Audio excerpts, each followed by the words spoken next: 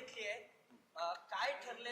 पवारांनी काय शब्द दिला साहेबांनी, तुम्हाला असं देखील कळतंय काय शब्द दिला आणि काय लेखाजोखा मांडला? आमचे श्रद्धास्थान आदरणीय पवार साहेब हे निश्चितच पुरोगामी चळवळीला बळ देणारे नेते म्हणून या राज्यात या देशामध्ये ओळखले जातात.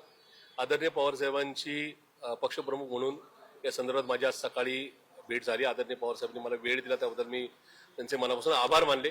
पुणे शहरातली महाविकास आघाडी म्हणूनची लढत कशी राहील किंवा एकूण जर चुकीच्या पद्धतीने आघाडी झाली तर तशी कशी काही ना काही एकूणच निष्कर्ष निघू शकेल या संदर्भातला एकूणच लेखाजोखा आदरणीय पवार साहेबांच्या समोर मी मांडला.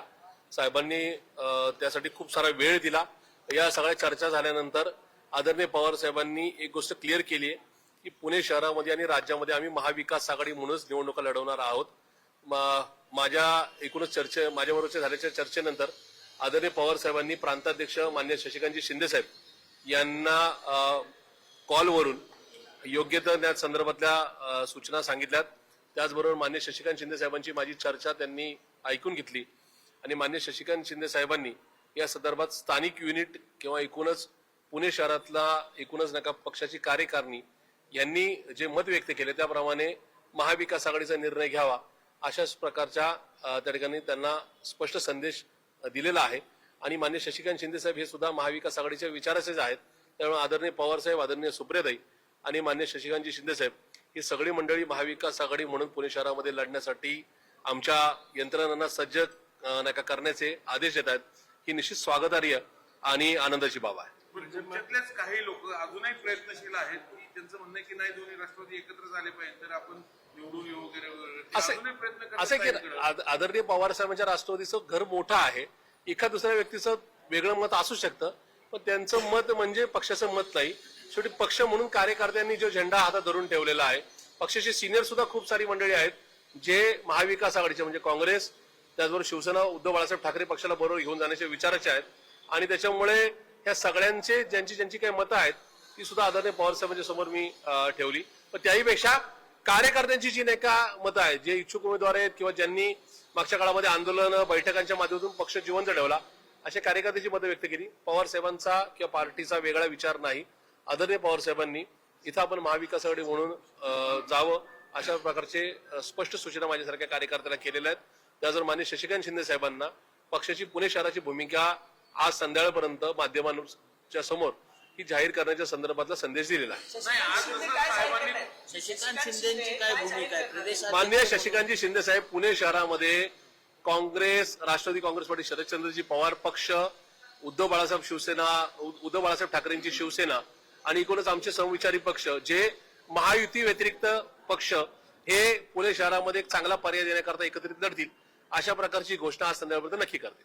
मला एक सांगा, जसं साहेबांनी तुम्हाला आश्वस्त केलं तसं ताई कधी करणार? कारण काही लोक ताईंच्या कानात तिथून सांगतात की नाही दोन्ही राष्ट्रवादी एकत्र आल्याच पाहिजे, त्याला अनुकूल आहेत अशी आमची माहिती. आदरणीय सुप्रियाताई या माझ्या नेत्या आहेत.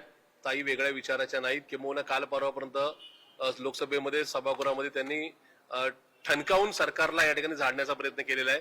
त्याच्यामुळे आदरणीय सुप्रियाताई या राज्याच्या देशाच्या विरोधी पक्षाच्या सगळ्यात आक्रमक नेत्या आहेत, आश्वासक चेहरा आहे. तर ताईंचा वेगळा विचार नव्हता, नाही, उद्या सुद्धा नसेल. आज संध्याकाळी मी पुन्हा एकदा सगळे आमचे पक्षाचे सिनियर्स आहेत त्यांच्यावरची एक बैठक लावली आहे. आदरणीय पवार साहेबांच्या बरोबर आदरणीय शशिकांत शिंदे साहेबांबरोबर जी चर्चा झाली किंवा आदरणीय पवार साहेबांनी मान्य शशिकांत शिंदे साहेबांना ज्या सूचना दिलेल्या आहेत या सगळ्यांचा वृत्तांत मी त्यांच्यासमोर ठेवणार आहे. आणि मला खात्री आहे की आमच्याकडे असणारा बहुसंख्य ज्येष्ठांचा एकूणच जो आवाज आहे तो महाविकास आघाडीच्या बाजूने.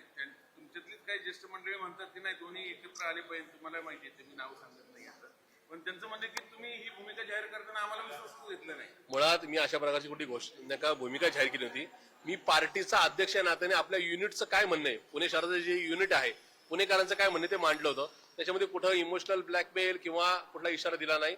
त्या संदर्भामध्ये आजही पवार साहेबांच्या समोर मी हा लेखाजोखा ठेवताना याच्यामध्ये काय केलं तर पार्टीचं हित आहे, काय नाही केलं तर नाही का या संदर्भामध्ये आपण व्यवस्थित जागेवर राहू शकतो या सगळ्या गोष्टी मांडल्या. मला एका गोष्टीचा कायम अभिमान राहिलाय की आदरणीय पवार साहेबांची आतापर्यंतची राजकीय किंवा सामाजिक कारकीर्द ही पुरोगामी राहिलेली आहे.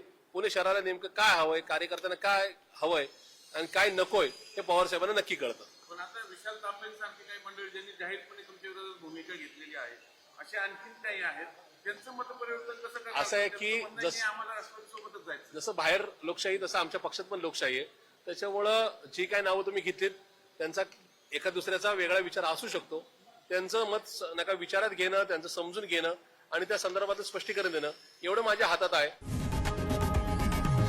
लोकशाही मराठी ऐका, पहा, जागरूक रहा.